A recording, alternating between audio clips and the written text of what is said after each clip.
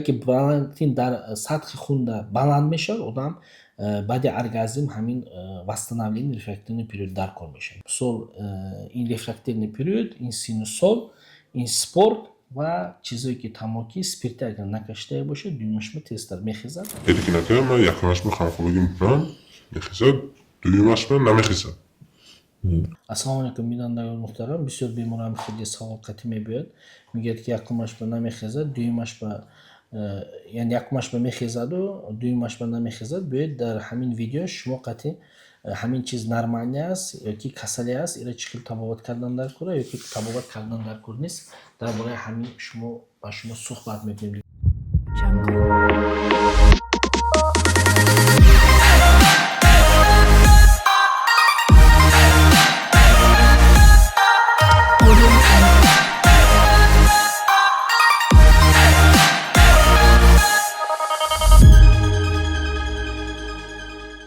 بینندگان محترم این اگر ما این پرابلم را مثلا پرابلم نگیم باید چخیل این به относиться کنیم یعنی یکم حالتایی که هسته رفرکتورний период گفتگی جنسه период رفرکتوری اگر به توجه که ترجمه کنیم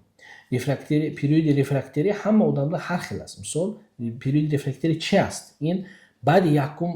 همخوابگی دویمش به آدم چخیل همین восстановить شدن خودش به آمدن همین چخیل می شود یعنی همه آدم ها هر خیلی مثلا برای چی رفرکتورний период پیدا می شود برای که آدم دا دوپامین گفتگی گرمون در سر همین پس می شود پرولاکتین بلند می شود آدم مونده می شود و البته این عصب آدم کمتر مونده میشه بعدی هوا هم خیلی خلط میشه یعنی این رفرکتورний период این برای کی این نرمانی است این از سن سال وابسته است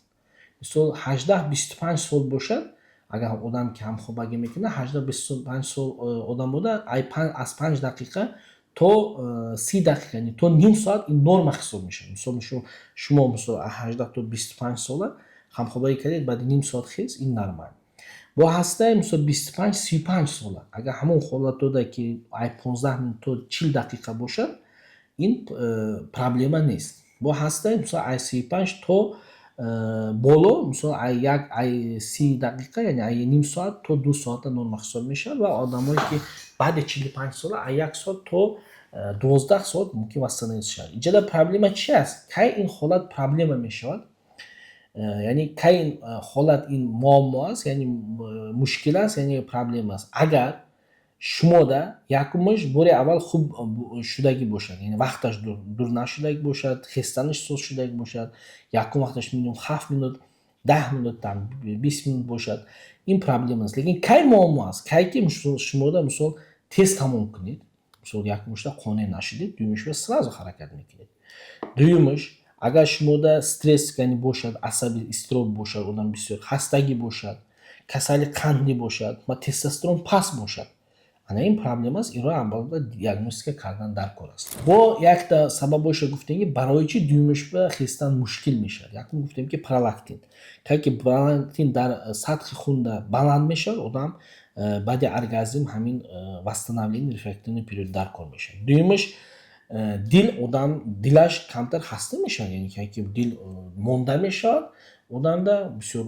آدمایی که مثلا وزن این چیزا بردارید یک خالتاچه دا مثلا 25-30 کیلو باشد شما مثلا 1 کیلومتر گذشتنتون در کنه همین 1 کیلومتر یک برداشتن نمیروید مثلا شما همین در مابین همین رفتن یک جدا آدم ادخ میکنه چند وقت میگذارد بعد ادخ کردن مثلا یک آدم دا 1 منوت 30 سکند همین باید این رفرکتورний период آدم دا восстановление باید باشد و البته تستوسترون درجهش هم پس باشد آدم دومش به نمیخیزد و چیکار کردن در کره این کدام وقت این خطرناک است یعنی کدام وقت این نرمانی است اگر شما مثلا بعد هوای سریدی مثلا 30 دقیقه تا 45 منوت باشد این پرابلم نیست این خسته این نرماله بعدی که با یک شما در فکر باید نباشد که من ضعیفم من به نمیخیزد گفتگی فکر باید نشود شما ابیزت نمیخیزد اگرش خودتون نستروید کنید و با این چیز مناسبت باید آرام شدگی باشه یعنی بسیار خیلی فکر کردن در کار نیست ва бисёр варзиш қаттӣ заниматься, спорт қаттӣ заниматься кардан дар кунад, давидану дигар чизо. Албатта тестостерон санҷидан дар кунад дар хун чанд аст. Ва албатта агар шумо тамоку агар мекашед, сигарету, алкогол, мисол спирти, инoro ҳамаша манъ кардан дар кунад барои худ, барои ки иноям барои дуюм хестаниш ба таъсир мекунад. Хулоса агар мо бигӯем нахестани узви мардонагӣ ин мушкил нест, кай ки физиологӣ ин табиӣ бошад. Табиӣ кай мешавад? Ба ҳамин гуфтагӣ чизо. Мисол